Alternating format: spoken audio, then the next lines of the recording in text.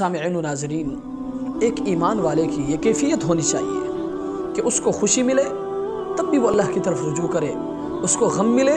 تب بھی وہ اللہ کی طرف رجوع کرے۔ یاد رکھے، غم بھی انسان کو اللہ کے قریب کرتا ہے اور خوشی بھی انسان کو اللہ کے قریب کرتی ہے۔ ہمارے بزرگوں نے تو یہاں تک لکھا ہے کہ انسان کو جو ترقی خوشی میں ملتی ہے وہ اتنی زیادہ نہیں ہوتی جتنی ترقی انسان کو غم اور پریشانی کے حالات میں ملتی ہے۔ آپ نے سنا ہوگا حضرت بایزید بستامی رحمۃ اللہ علیہ ایک مرتبہ جمعے کے دن آپ نے غسل فرمایا، اچھے کپڑے پہنے،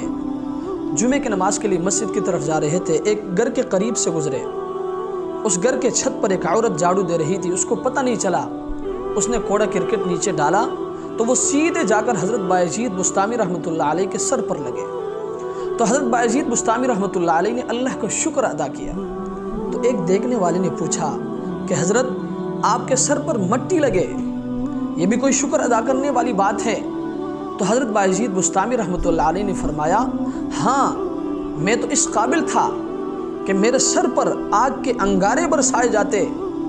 میں اس پروردگار کا شکر ادا کیسے نہ کروں جس نے فقط میرے سر پر مٹی ڈال کر قصے کو ختم کر دیا۔ محترم سامعین و ناظرین، اس سے پتہ چلا کہ جو کامل ایمان والے ہوتے ہیں، جو صاحب نسبت لوگ ہوتے ہیں،